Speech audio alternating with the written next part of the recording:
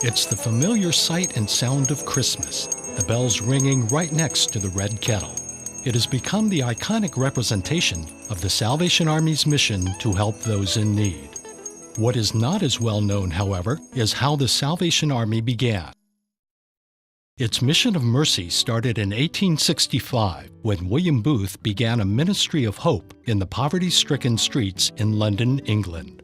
He abandoned the conventional concept of a church and pulpit, instead taking his mission of spiritual salvation directly to the people, in particular the homeless, the hungry, the drug and alcohol addicted, and the destitute of Victorian-era London.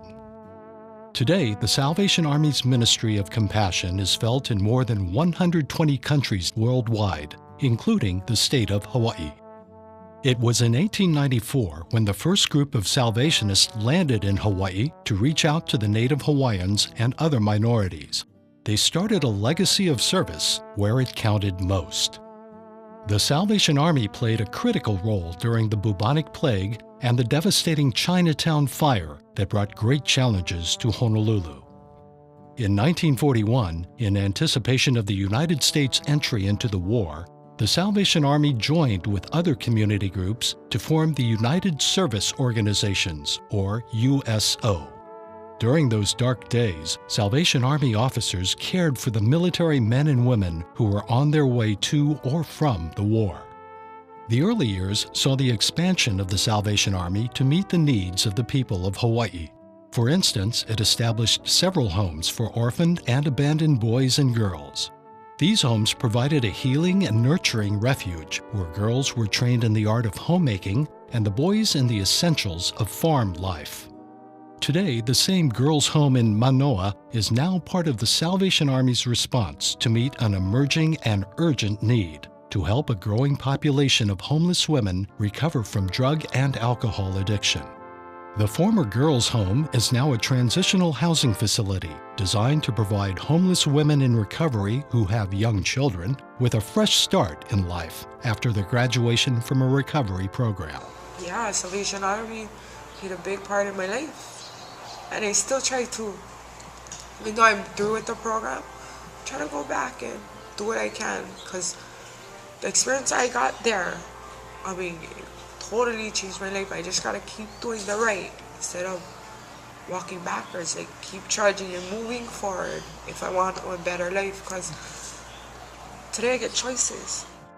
The women in the transitional shelter have a second chance to be drug-free, and they're given the essential tools and skills to manage their lives. For many years, the Salvation Army has been an oasis for Hawaii's discouraged and troubled men, women, and families ravaged by the effects of chemical addiction. The Adult Rehabilitation Center provides men with substance abuse problems the opportunity to regain their self-respect and acquire the life skills needed to take their rightful place in society. Well, my life before I came to the Salvation Army was what I would call now as a living hell. I finally learned to accept the responsibilities of my own actions and learned to develop an understanding when anger was coming on or when there was something wrong about me. What I could do was finally identify it and learn how to process it instead of hold on to it and do the common mistake, which is relapse or go and drink or whatever it may be. The facility's mission is to find balance in the spiritual, mental, and physical aspects of recovery. As the program's work therapy helps the men acquire useful and productive habits, they contribute by recycling and selling donated items at the Salvation Army thrift stores. The revenues generated provide the major source of funding for the rehabilitation program. In Hawaii today, 1 in 10 people is touched by the services provided by the Salvation Army. Striving to meet the most basic of needs has been part and parcel of its fundamental reason for being. Basic needs may come in the form of a hot meal at a soup kitchen, an outdoor feeding program, a bag of food, clothing, and even housing assistance to families who may be on the verge of being evicted from their home. It's really like looking at the lowest of the lowest. And the way I look at it is, everybody over here has got some kind of special gift. You just have to be able to break through the barrier of the bad stuff and get to see the person for what there's the good's inside of them, because there's a lot of good in everybody. Because of people like the Salvation Army, other churches that come down here and bless us, we're able to just sustain living in a almost a sanity way instead of being in an insanity way, because a lot of people run into that problem real fast. To better assist the people and to ensure better results, the Salvation Army offers budgeting and life management skills classes to help those who have found themselves in need of financial aid. But this is not enough. Helping families build life skills is essential so that they are able to support themselves. So we're actually not just trying to be a handout, but also give a handout to prevent clients from falling back in the same situation.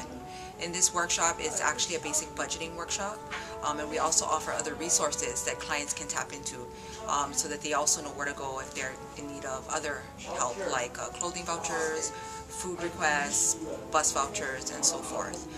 So we actually try to help them out that way, as opposed to just giving them rental assistance to where they would have to depend on us, and we would then become a revolving door. During times of emergency and disaster, the Salvation Army is often the first one on the scene and the last to leave.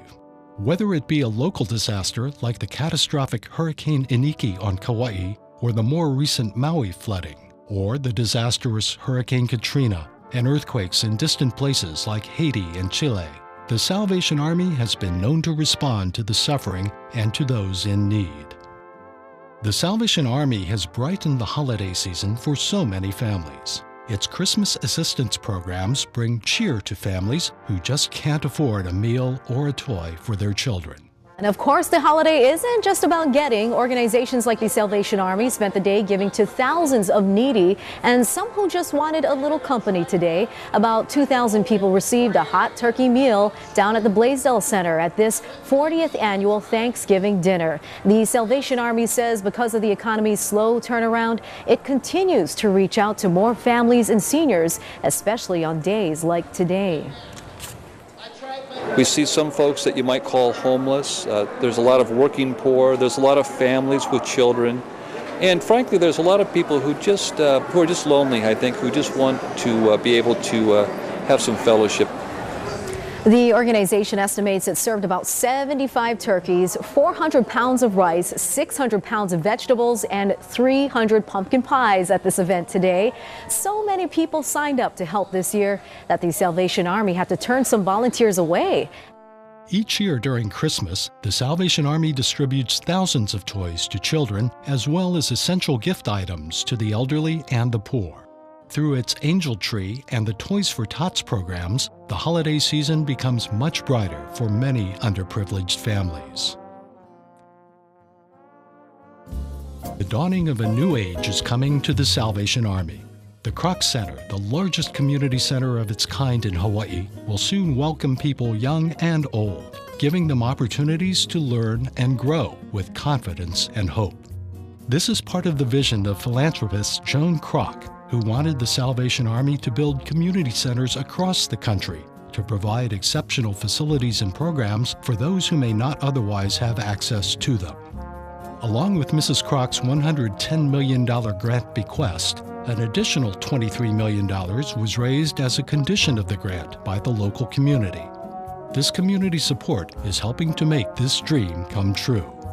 The 200,000 square foot Kroc Center is located on 15 acres of land in East Kapolei. It is expected to serve 2,000 people each day who will enjoy a state-of-the-art athletic center, an education and resource center, a preschool, a health and wellness center, a worship and performing arts center, and a 3-pool aquatics center.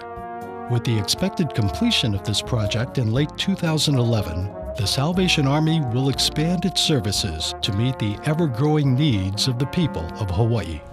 It really is true that the Salvation Army is dawning into a new age here in Hawaii. But the reality is that the basic mission of the Salvation Army remains the same. It's still about meeting basic needs, doing it in Christ's name, and delivering our programs and services without discrimination. We're grateful to the people of Hawaii who've continued to be generous to us through the decades. We look forward to their continued support in the future. From its beginnings in Hawaii more than 100 years ago, the Salvation Army's desire was to provide compassionate service to anyone in turmoil needing comfort, balance, and stability. today, that same ministry remains steadfast and stronger than ever in these Hawaiian islands.